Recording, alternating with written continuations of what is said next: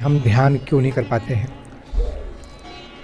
और ध्यान में जब भी हम शुरुआत करते हैं ध्यान करने की, तो कई तरह के विघ्न आते हैं, कई तरह के विघ्न आते हैं। इनको विक्षेप कहते हैं। ये विक्षेप कैसे दूर किए जाए, इसके लिए मैंने 3 बातें बताई थी कि हर साधक को जो क्रिया मार्ग में आगे बढ़ रहा है, जो राजयोग में आगे बढ़ना चाहता है, कि ध्यान में भी प्रवेश करना चाहता है, बहुत कम साधक ऐसे हैं जो ध्यान की उस अवस्था में जाने को बहुत इच्छुक होते हैं। हम पूजा पाठ कर लेते हैं, क्रियाएं कर लेते हैं, प्राणायाम वगैरह ये सब चीज़ें कर लेते हैं, लेकिन इन सब का अंतिम लक्ष्य है ध्यान और समाधि। उसके लिए हम बहुत गंभीरता से विचार नहीं करते। इसके लिए मैंने बताया कि किसी क्रिया करने की आवश्यकता नहीं है। ध्यान किसी क्रिया का नाम नहीं है। ध्यान कर नहीं सकते, ध्यान होता है, लेकिन ध्यान तभी होगा हम आचरण को, व्यवहार को और अंदर की जो संसार मकदमक है इससे अपने आप को दूर रखें। पहली चीज़ थी प्रार्थना। ईश्वर की प्रार्थना अवश्य करनी चाहिए और ये प्रार्थना करना हमारा स्वाभाविक धर्म है। लेकिन हम प्रार्थना 2 ही अवस्थाओं में करते हैं। पहली अवस्था होती है जब हमें ईश्वर से कुछ मांगना होता है तो प्रार्थना करते हैं, और दूसरी अवस्था होती है कि अगर वो मांगी हुई वस्तु मिल जाए तो धन्यवाद देने के लिए प्रार्थना करते हैं, अनुष्ठान करते हैं। ये दोनों ही गलत हैं। ये ध्यान के साधक को हमेशा चित्त पर बैठा लेना पड़ेगा कि प्रार्थना किसी एक स्थिति विशेष में नहीं होनी चाहिए। प्रार्थना करना हमारा स्वाभाविक धर्म है और प्रार्थना निसंकल्प होनी चाहिए। किसी विशेष इच्छा को लेकर कभी नहीं करनी चाहिए प्रार्थना। दूसरी चीज़ मैंने बताई थी, खुश रहना। चेहरे पर खुशी होनी चाहिए, हमेशा मुस्कुराता चेहरा हो। एक ध्यान के साधक की पहचान होती है उसकी मुस्कुराहट से। उसकी मुस्कुराहट में जो एक अबोध बालक की मुस्कुराहट होती है, निष्पाप मुस्कुराहट, किसी एक इच्छा को लेकर नहीं, न राग न द्वेष। अगर ऐसी मुस्कुराहट है तो ये स्वाभाविक मुस्कुराहट है। देखो, जब भी मुस्कुराते हो तो मुस्कुराहट अगर किसी परिस्थिति विशेष से होती है तो चेहरा तो मुस्कुराता है, होठ भी खिलते हैं, लेकिन मुस्कुराहट वास्तव में मुस्कुराहट नहीं है। वो मुस्कुराहट का चेहरा होता है हमेशा एक प्रफुल्लित चेहरा जिस पर प्रेम आनंद बरसता हो। हम संसार में ईश्वर की दी हुई मुस्कुराहट को, इस प्रेम को हमने परिवर्तित कर दिया है क्रोध में, काम में, और फिर दूसरों के द्वारा फेंके गए उस क्रोध को हम लपक लेते हैं, चाहे झगड़े के माध्यम से हो, वाद विवाद के माध्यम से हो। उस वाद विवाद में, झगड़े में उस व्यक्ति ने अपने क्रोध को फेंका और हम लपक लेते हैं और फिर उसमें कई गुना बढ़ोतरी करके लौटाते हैं, और तब मुस्कुराहट चेहरे की खत्म होती चली जाएगी।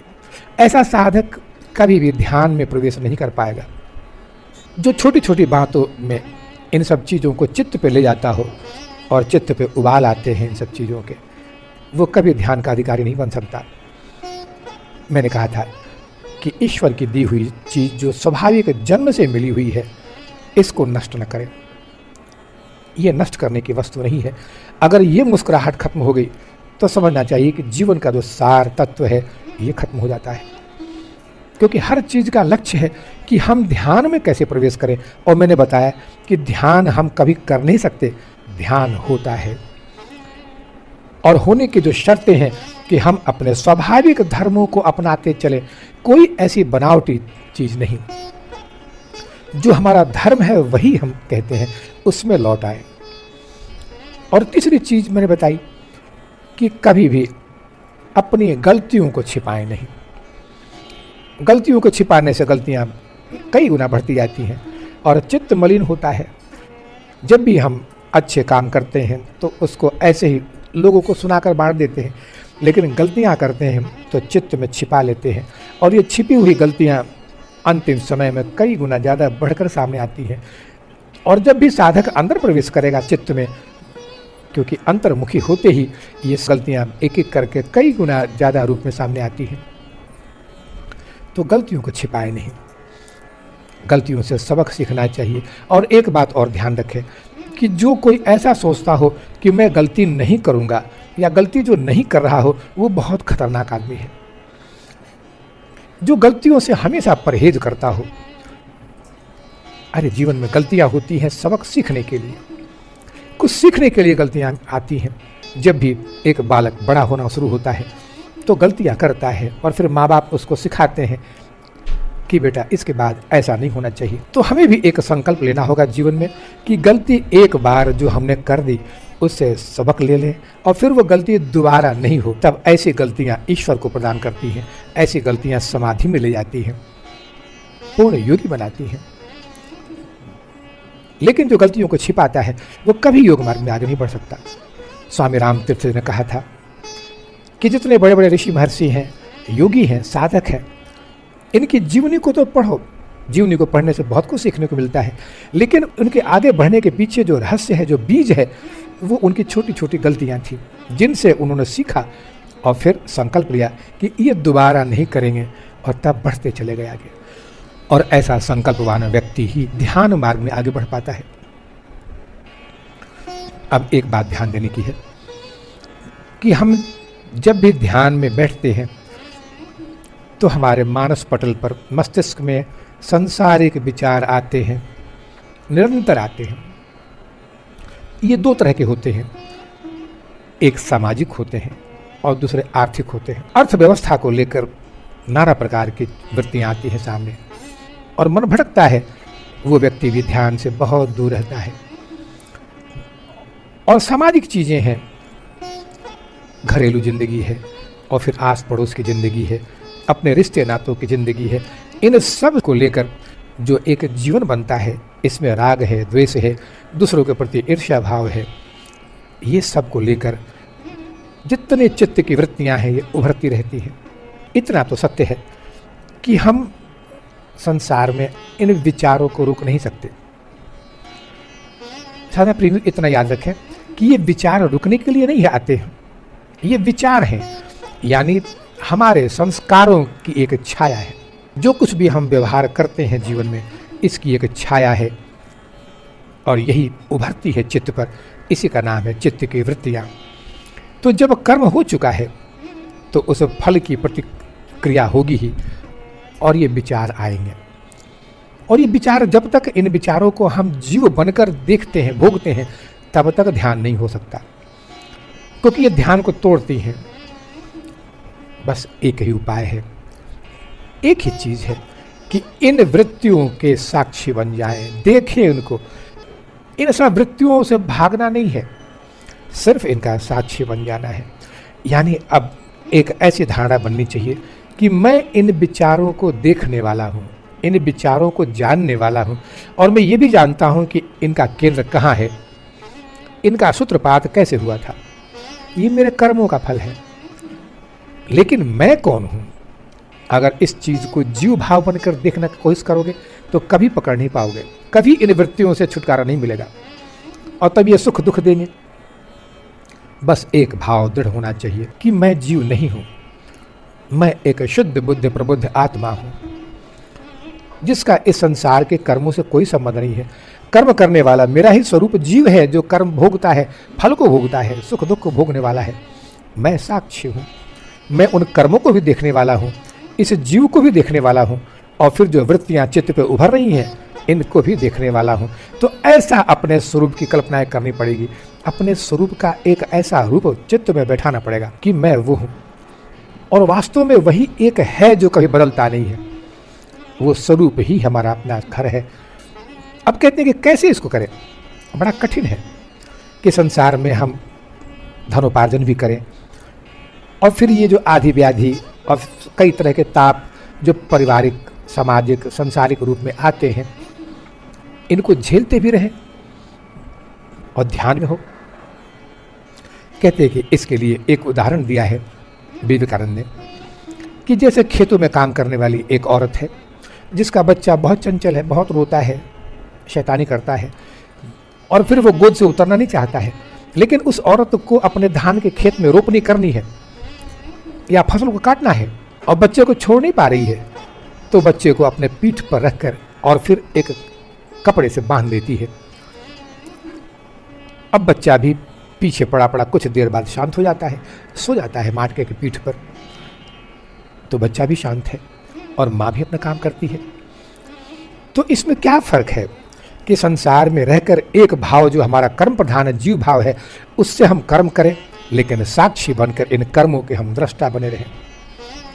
तब ये कर्म कभी भी वृत्तियों को पैदा नहीं कर सकते, कभी भी चित्त पर ये वृत्तियां उभर कर नहीं आ सकती हैं, और तब दिन रात ध्यान चलेगा। ध्यान एक समय के अनुसार नहीं बनता है।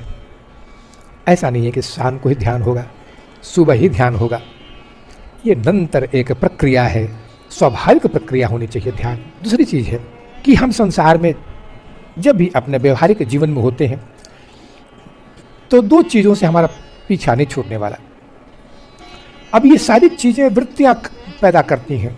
जैसे मैंने बताया कि हम कर्म करते हैं संसार में, और सुख और दुख दोनों की वृत्तियाँ पैदा होती हैं, निरंतर पैदा हो रही हैं। सैकड़ों वृत्तियाँ हर क्षण पैदा करते हैं हम। कब तक पैदा करते रहेंगे? जब तक ध्यान में नहीं चले जाते। ध्यान में जाते ही जितनी भी जो प्रक्रिया है वृत्तियों को जन्म देने की, ये नष्ट हो जाएगी। तो कहते हैं कि पहले इन वृत्तियों को साक्षी बन जाए। ये वृत्तियां साक्षी बनते ही अपने स्वरूप से अलग हो जाएंगी, हमारा स्पर्श नहीं कर पाएंगे। जैसे सपने अभी भी चल रहे हैं जो हमने रात को देखा था, लेकिन चूंकि हम जग गए हैं तो वो सपने हमें अब व्यथित नहीं कर पा रहे हैं, चाहे सुख के हों या दुख के हों। ऐसे ही अपने साक्षी भाव से हम इन वृत्तियों को जो उभरती हैं उभरने दें, उसे उसके साक्षी बने और अपना काम करते रहें, अपने स्वरूप में रहें। और फिर गुरुजनों के उन जो कुछ ग्रंथों ने कहा है, ऋषि मुनियों ने कहा है, उस एक विधि को पकड़ें, सारी क्रिया करें, सब कुछ करें। शक्ति चालनी चलेगी, मूल क्रिया चलेगी, सारी साधनाएं चलेंगी। लेकिन साधा प्रेमी, मैं पूछता हूँ, सबका निचोड़ क्या है? जितनी पकवान खानी है सबका सामान बाजार से किचन में पहुँच गया, सब बन रहा है, सारे पकवान बन रहे हैं। उद्देश्य क्या है? पेट भरना और तृप्ति लाभ करना। यही तो उद्देश्य है भोजन का। जितनी साधनाएं बताई जाती हैं सबको करें, तो सबका उद्देश्य क्या है? कि हम अपने स्वरूप में पहुंच जाएं, एक बार अपने घर में पहुंच जाएं। सबका उद्देश्य यही है। और वहां बैठकर इस संसार के नज़ारे को अब आनंद से भोगें। न वहां कोई सुख है न दुख है, सिर्फ आनंद है, और आनंद सिर्फ साक्षी को होता है। तो कहते हैं कि हम एक ऐसे तैराक बनना चाहते हैं जो तैरना तो सीखना चाहते हैं, लेकिन जल में उतरने से डरते हैं। हम जल में उतरना नहीं चाहते, पता नहीं डूब जाए, लेकिन हम तैरना भी सीखना चाहते हैं। तो एक बार हिम्मत करनी पड़ती है साधक में। ये जो ध्यान की प्रक्रिया है, ध्यान का जो आनंद है, ये दूर से सुनकर उतना लुभावना नहीं लगता है। कथा कहानियों की तरह ध्यान की प्रक्रियाएं जो ग्रंथों में लिखी गई हैं, जो गुरुओं ने बताई हैं, इनको सिर्फ सुनना काफ़ी नहीं है। एक अद्भुत आनंद की एक दुनिया है। अपने स्वाभाविक धर्मों को अपना ले, सिर्फ कुछ नहीं करना है। जो ईश्वरीय गुण बताए गए हैं, जो हमारे स्वाभाविक धर्म हैं, जो एक अबोध बालक के साथ स्वतः ही लिप्त हैं, यही हमारे स्वाभाविक धर्म है। इनको अपना लें और फिर यात्रा चलती रहे, तब देखेंगे कि ध्यान ही ध्यान है। अब इसमें 3 चीजें हैं। पहला होता है शरीर, दूसरा होता है प्राण, और तीसरा होता है मन। और तीनों का आपसी संबंध है।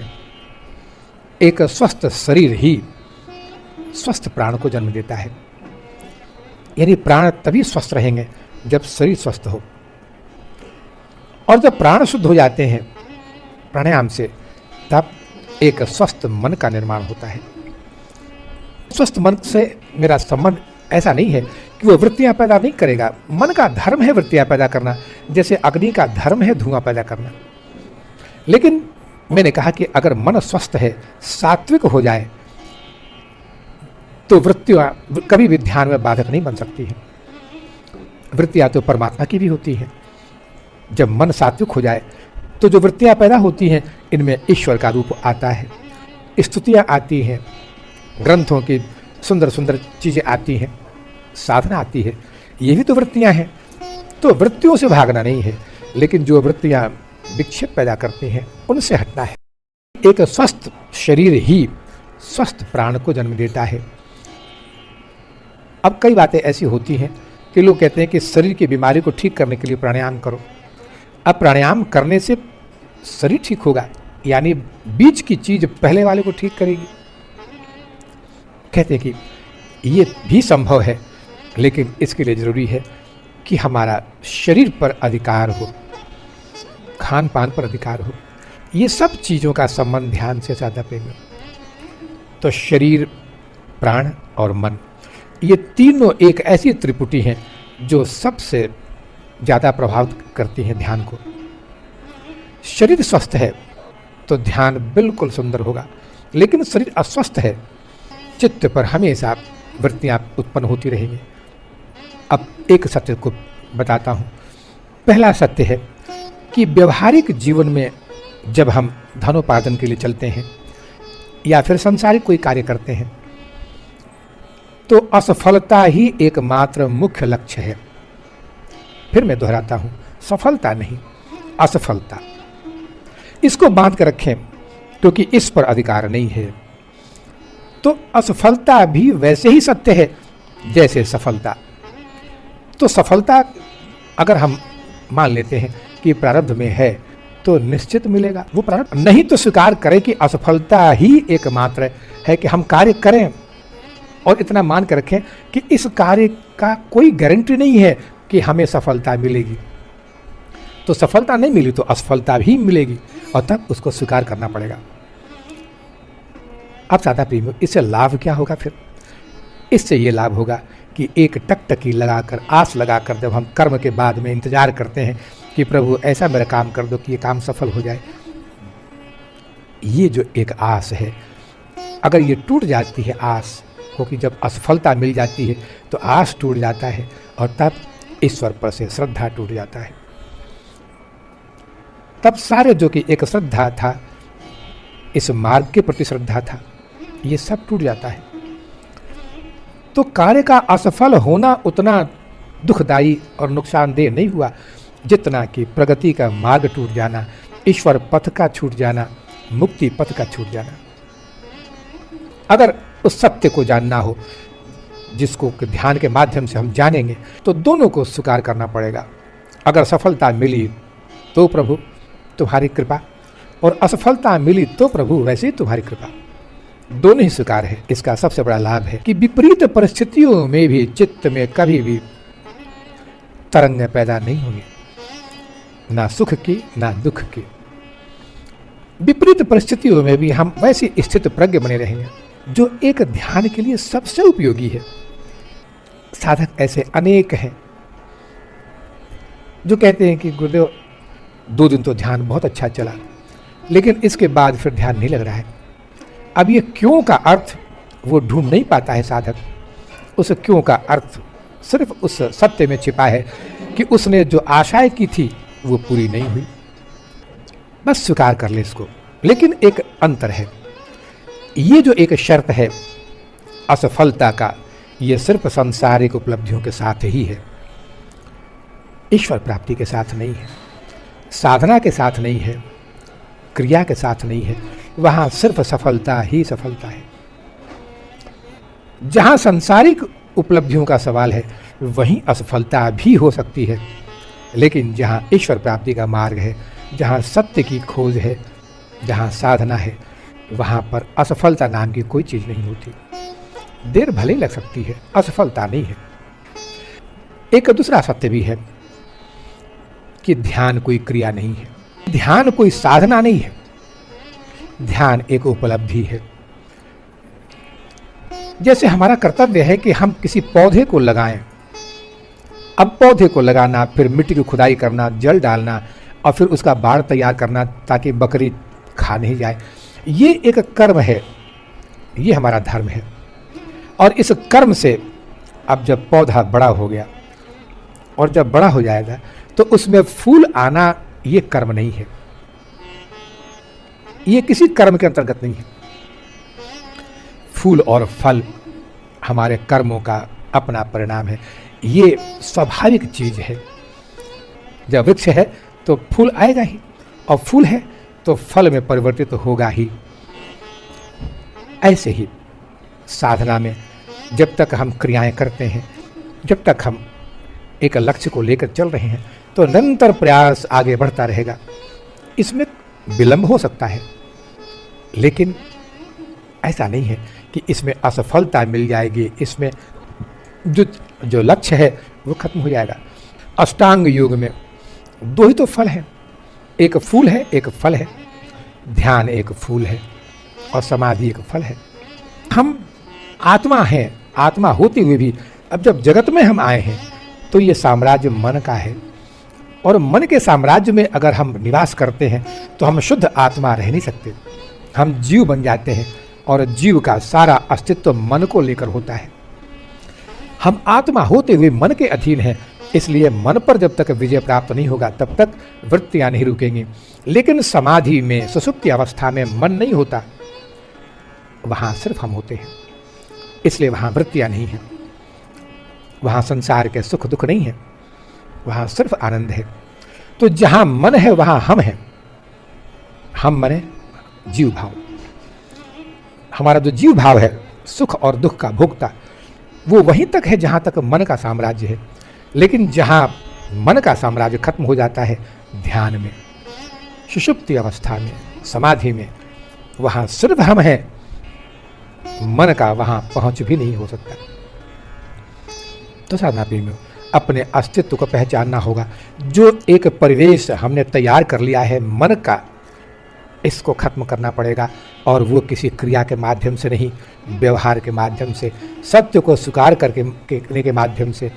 यानी सारे दिन इस धारणा बनाकर रखनी पड़ेगी कि मैं कौन हूँ, और तब संसार के सारे कर्म करें, धनोपार्जन भी करें, गृहस्थी कार्य भी करें, सब कुछ करें, विवाह करें, गृहस्थी बसाएं, संतान उत्पन्न करें, सब कुछ करें। ये सब करते हुए भी महायोगी हैं। अब इस धारणा को कुछ दिन अभ्यास करके देखें कैसा लगता है। इसमें थोड़ा सा डूबना पड़ेगा, और डूबते ही अनुभव करेंगे कि एक अद्भुत आनंद की सृष्टि होती है, सब भूल जाएंगे। यही ध्यान है।